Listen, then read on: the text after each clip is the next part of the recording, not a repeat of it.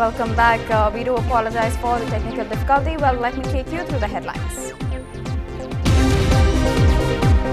In a major cabinet reshuffle, Home Minister P. Chidambaram gets to the Finance Ministry, Shinde, to take his portfolio. After one of the world's biggest power blackout in half of India, Minister Mukul Roy faces the heat. Power grids collapse in the northern and eastern zones. Half of India remains powerless.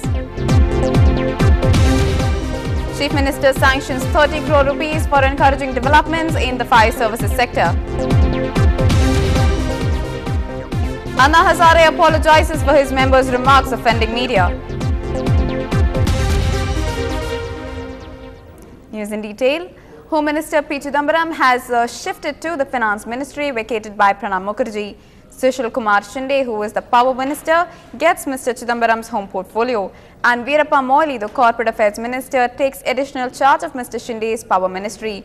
A notification on the reallocation of ministries has been signed by the President. This comes on a day when the government described inflation levels in the country as unacceptable. Mr. Chidambaram has been Finance Minister before, and his likely appointment will be seen by many as signalling a shift in policy.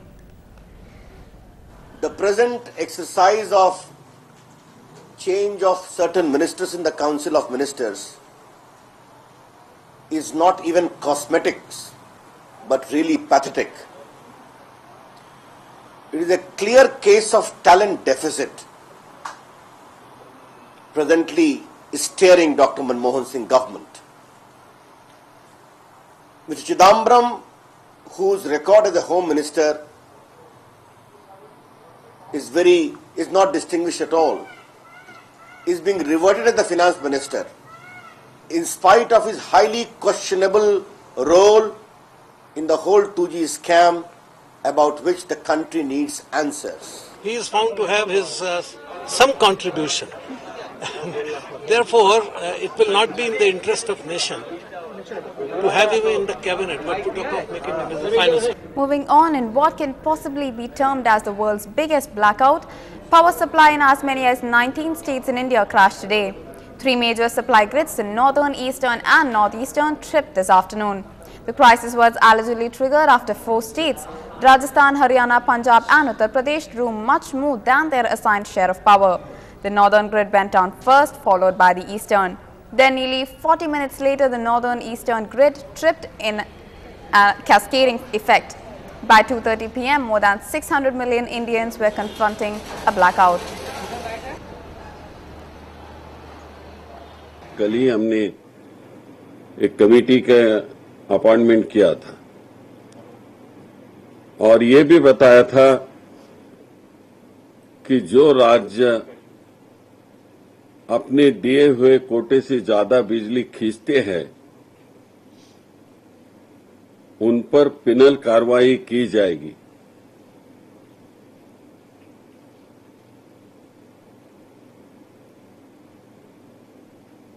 हमारा जो department है वो जिन राज्यों से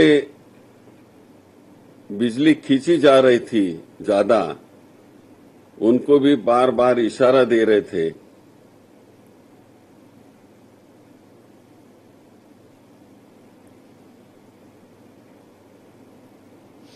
लेकिन वो कई राज्यों ने सुना नहीं। গত দুদিন ধরে একটা নর্দার্ন ইন্ডিয়াতে যেটা একটা গ্রিডের ফেলিওরের জন্য সমস্ত বিদ্যুৎ সংযোগ মানে রেল থেকে শুরু করে হাসপাতাল থেকে শুরু করে সর্বত্রই বিদ্যুৎ বন্ধ একটা বিপর্যয় হয়েছে এবং যেহেতু সেই গ্রিডের যখন প্রয়োজন হয় আমরাও বিদ্যুৎ নিয়ে আবার ওরা যখন প্রয়োজন হয় আমাদের থেকেও একটা চেন আছে, সেহেতু ওটা কোনো একটা ট্রিক করেছে বা কিছু একটা করেছে, ফলে ইস্টার্ন ইন্ডিয়াতে যতগুলো রাজ্য আছে তাদের এই প্রবলেমটা হয়ে গেছে।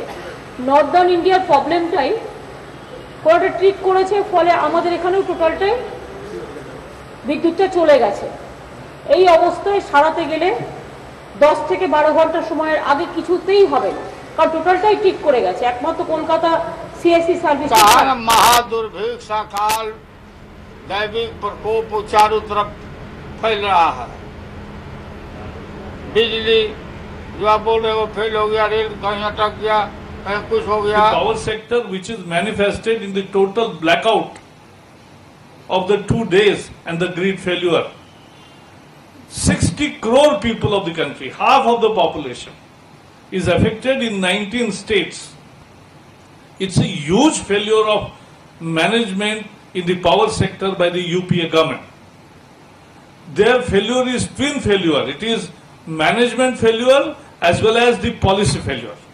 As we are witnessing policy paralysis in different sectors, we are witnessing policy paralysis in power sector also. It's extremely unfortunate that people have had to face this inconvenience as a result of a breakdown in the power grid.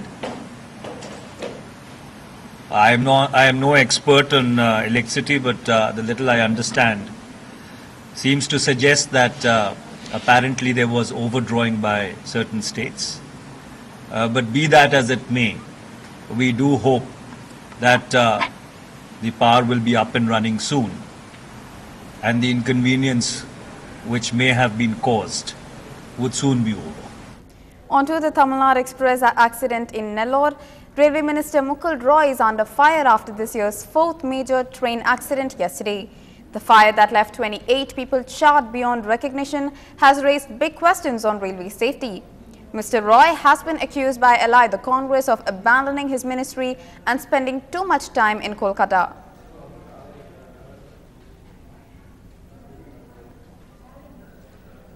The Tamil Nadu government has sanctioned over 30 crore rupees towards procuring modern equipment for the Fire and Rescue Services Department.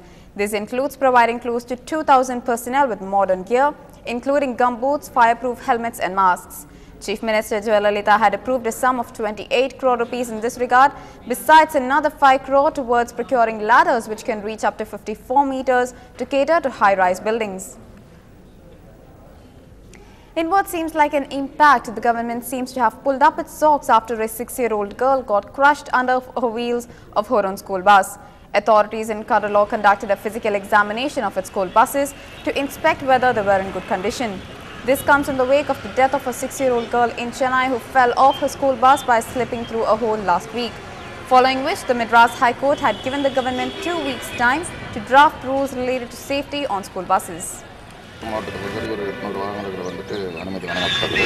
இதில் வந்துட்டு பெரும்பாலான வாகனங்கள், அதாவது ஒரு 780 வாகனங்கள் வந்துட்டு சோதனை செய்திருக்கிறோம். இது வந்துட்டு வழியில் அதாவது பொதுச்சாலையில் சோதனை செய்வது இல்லாமல் கல்லூரி வளாகத்துக்கு சென்று சோதனை செய்வோம். மீதமுள்ள வாகனங்கள் தான் இன்றைக்கு வந்துட்டு சோதனை செய்திருக்கிறோம். இதில் வந்துட்டு ஒரு 77 வாகனங்களுக்கு வந்துட்டு சோதனை அறிக்கை, அதாவது கண்டுபிடித்த குற்றங்களின் பேரில் வந்து சோதனை அறிக்கை வழங்கியிருக்கோம். கூடுதலாக ஆட்கள் ஏற்றிக்கொள்கிற மற்ற இதர வாகனங்களையும் வந்துட்டு கூடுதல் கவனம் செலுத்தி தினமும் வந்துட்டு சோதனை செய்து. Residents of Mahabalipuram resorted to a lamp protest at the Sthala Sayana Perumal temple and protested against the Archaeological Survey of India's proposal to take over the temple. About 3,000 residents blocked a stretch on the East Coast Road with lamps in their hands as they fear that they would lose the right to construct or repair houses if the ASI took over the 7th century temple. தொல்லியல் துறை தன்னுடைய நடவடிக்கையை உடனடியாக கைவிட்டு மாமல்லபுரம் தலசேன பெருமாள் கோயிலை நாங்கள் எடுக்க மாட்டோம் என்ற உத்தரவாதத்தை தருகின்ற வரையிலும் எங்களுடைய அறப்போராட்டம் தொடர்ந்து நடைபெறும். ஏற்கனவே 4 கட்ட போராட்டங்களை பல்லாயிரக்கணக்கில் மக்கள் திரண்டு தமிழ்நாட்டின் முன்னணி தலைவர்களும் நாடாளுமன்ற சட்டமன்ற உறுப்பினர்களும் கலந்து கொண்ட தொடர் முழக்க போராட்டமும், பல்லாயிரக்கணக்கான மக்கள் திரண்டு கிழக்கு கடற்கரை சாலை மறியல் போராட்டத்தையும் நடத்தியிருக்கிறோம். எங்களுடைய உணர்வுகளை இப்பொழுதாவது புரிந்து கொள்ளும் என்ற உணர்வோடு தொல்லியல் துறை உடனடியாக இந்த தலசேன பெருமாள் கோயிலை கையகப்படுத்துவதை நிறுத்திவிட்டு ஏற்கனவே கொண்டு வந்திருக்கின்ற 2010ஆம் ஆண்டு சட்டத்தை உடனடியாக ரத்து செய்ய வேண்டும். அறநிலைத்துறை அநியாயமாக காரியங்கள் பண்ணுறதுனால நாடு முழுக்க மக்கள் ரொம்ப அதிருப்தியில் இருக்காங்க. அறநிலைத்துறை ஏன் வந்ததுன்னு கேட்டால் அது சொன்னாங்க,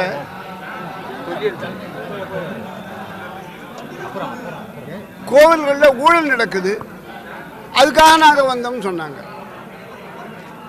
இப்போ நீ ஊழல் பண்ணுறிய, அரசாங்கத்தில் ஒவ்வொரு துறையிலையும் ஊழல் இருக்கு, பிடபிள்யூடியில் இருக்கு, எஜுகேஷனில் இருக்கு, எல்லா துறையிலையும் ஊழல் இருக்கு. அப்போ இதை யார் கேட்டு எடுத்துக்கிறது?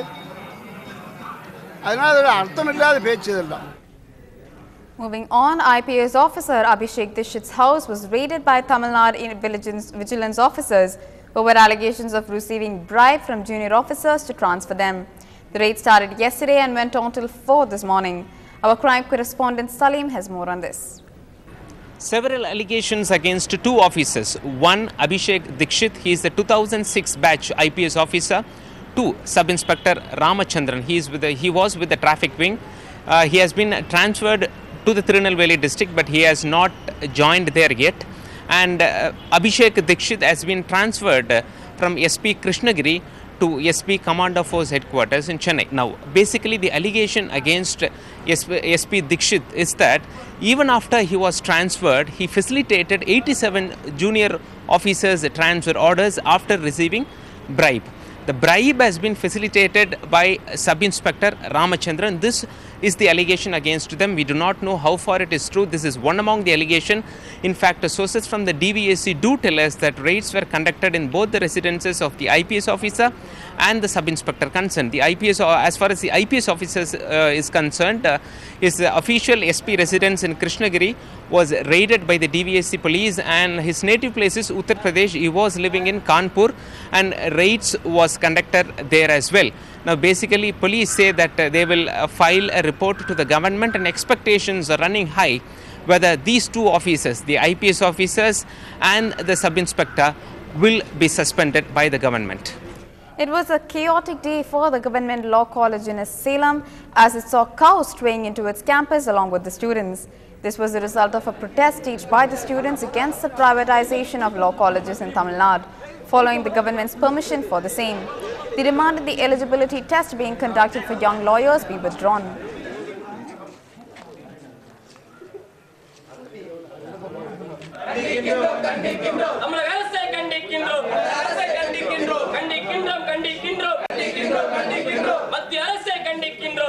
சட்டக்குள்ள ஆரம்பித்தால் மீண்டும் வழக்கறிஞர் தொழில் நடத்துவது என்பது மிகவும் பாதிக்கக்கூடும். எதிர்காலத்தில் எங்கள் தொழில் ஆடு மாடு மேய்ப்பது போல தான் இருக்கும்.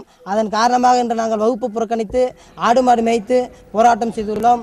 The government has extended the deadline for e-filing income tax returns to the 31st of August from the earlier date of 31st July.